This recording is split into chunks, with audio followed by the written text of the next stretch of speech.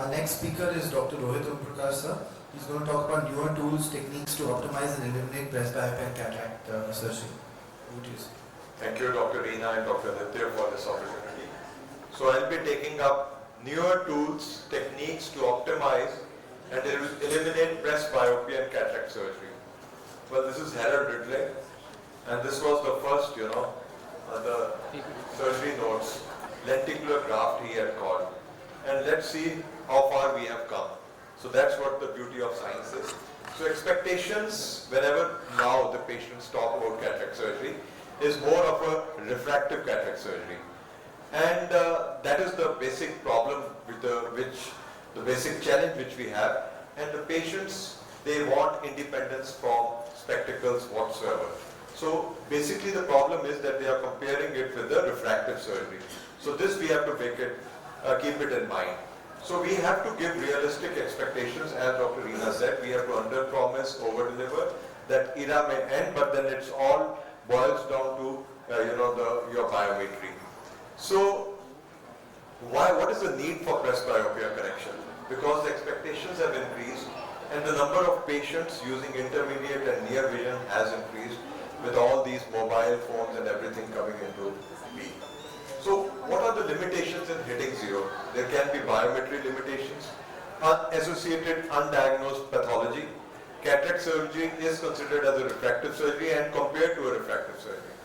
And the satisfied patients, they are also the limitations in a sense, because they say they are without specs. And in cataract surgery, at times we are not able to hit zero. So those are when the patients compare, that's also an issue.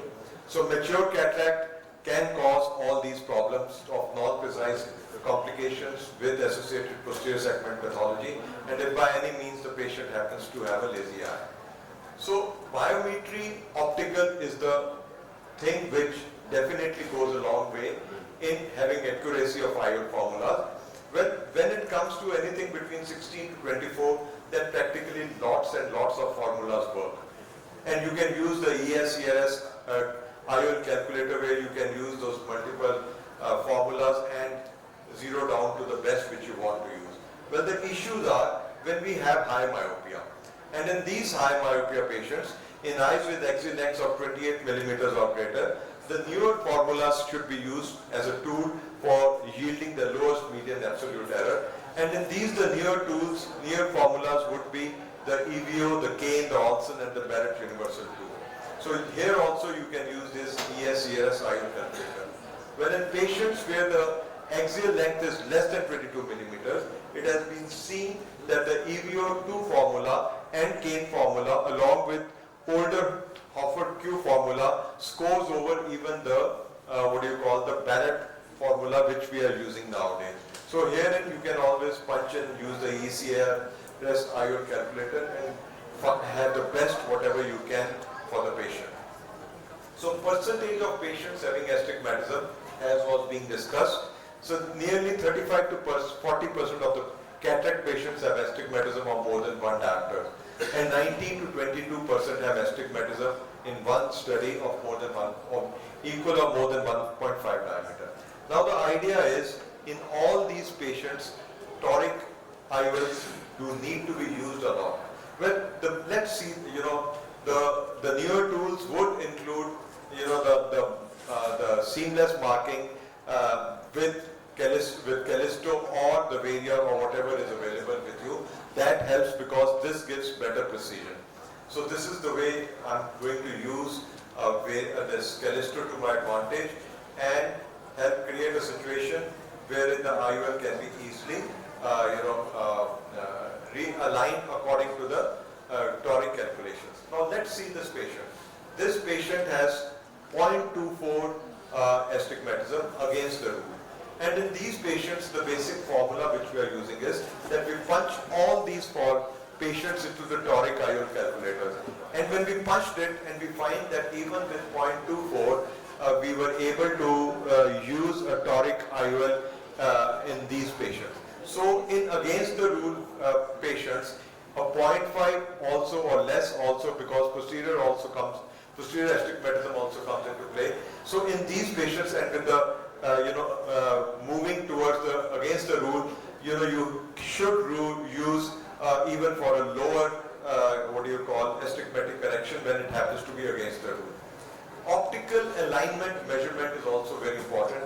Angle alpha is the distance from the visual acuity to the optical center. That is more important. Angle kappa, yes, but to a lesser extent nowadays with, in the preoperative evaluation. So in this case one, you would find that there is a good alignment with low angle alpha.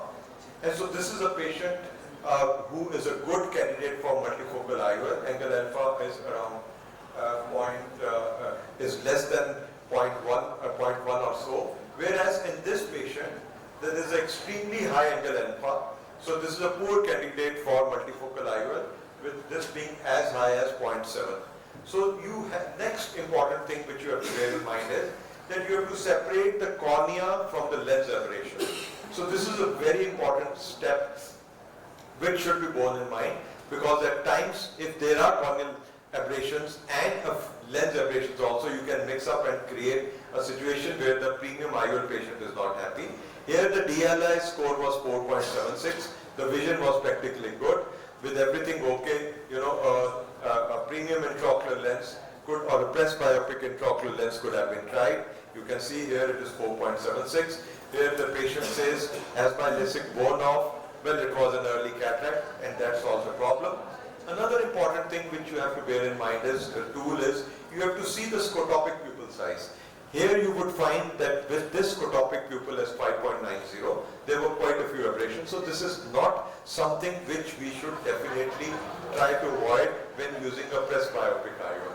This is another patient, wherein with the pupil size around 4 or so, the corneal aberrations are much more. So this is not a patient who is fit. You would find, no doubt, it is the corneal aberrations are this is the internal aberrations, and the corneal aberrations are also quite a few. So in these patients also, you should be wary of using a premium intraocular lens. You can see here the corneal MTF is on the lower side. So in this situation also, the same patient, be wary of using a trifocal or a premium intraocular lens. So monofocal plus IOLs, Dr. Reena and she has been kind enough, because this has helped me ease out things, because this gives an elongated focus. Trifocal lenses, they create 3 foci, distance, intermediate and near. Well, you have to see, as was being discussed, what the patient wants, what is his personality, and so forth. Then we have a continuous range of vision IOLs, also from no, I don't have any financial interest. Well, the problem of IOLs with rings is that there is a contrast sensitivity problem, visual phenomenon problem of glare, halos and night vision difficulty.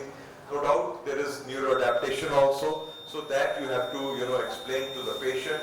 So these are the visual phenomena with trifocals, so those have to be borne in mind. This is another the true extended depth of focus intraocular lens, which has where there is changes which is done in the central 2.2 millimeter. The halo profile is as good as a monofocal.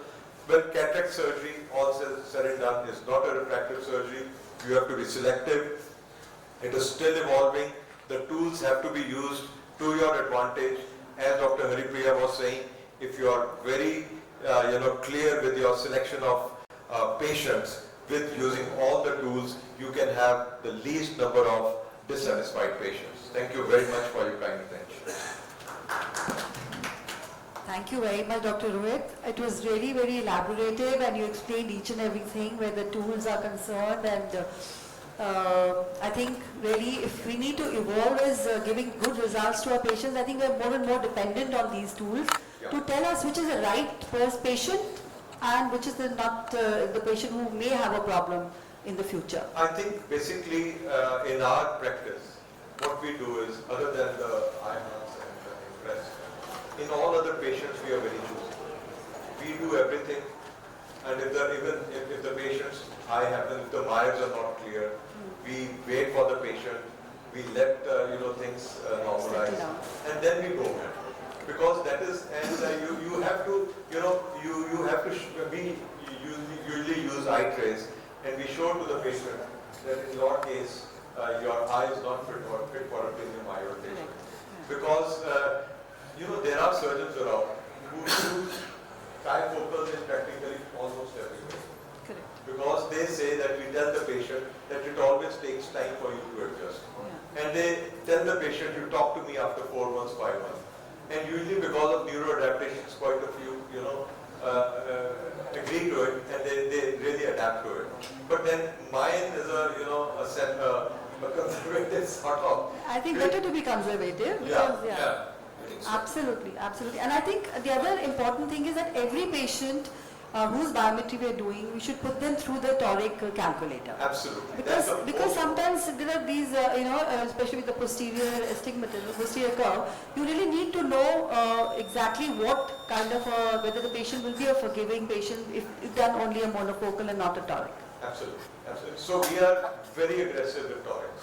Yeah. So much so, even with, you saw 0.3, 0.4, there's no, because if it happens to be a waste or two, because Absolutely. over time, it's going to shift. Increase, yes, Yeah, absolutely. with age. No, I think the important, Reena, can I just say, important message what Rohit said is, please don't be in a hurry to do your cataract surgery for, whether it's a monofocal or multifocal, optimize your ocular surface. Yeah. Very important, because the ocular surface is not going to be there, your keratometry is not going to be there properly. And the keratometry is the most common problem for the error. I think I that would was say most common error. Not the axial length. Axial length we are more or less on the bullseye every time. But keratometry can go this way, that way, and huge difference can occur because of the keratometry. Because the cornea forms a major power in the eye. So I think we should optimize. Don't be in a hurry. When you see a patient, you are in a hurry because you don't want the patient to go to your neighbor and get operated. So optimize the ocular I think surface. it never happens. They realize that you are taking No, I care. know that. So that's why we have this Absolutely. things like the SPM and the LIPI view and all that. So we show the patient what exactly has gone wrong with your eye and tell them your gland loss is there, your meibomian glands are all blocked. You need to treat that, and then whether you for all types of more so for multifocal. So it's rightly said. I think. Thank you. I have a quick question. As far as this pupil size is concerned, does that change your choice of presby by correcting IOL? Yeah, that's what I showed. The scotopic pupil size was too big. So you have to be very Smaller often. pupils? So it was 5.9 in that way. With smaller pupils also, would you not use a EDOF in those cases? Not really. The pinpoint, yes. Good point here. That too. Very severe myotic pupils in probably that may not work. But 2.5 millimeter, 2.5 millimeter is good enough. Yeah, But the larger pupils are, right, you said, scotopic pupil is very important. Especially I've burned my fingers. In this, I had to do one patient pupilloplasty for the patient as well. I think you have to tick all the boxes. Yeah. The-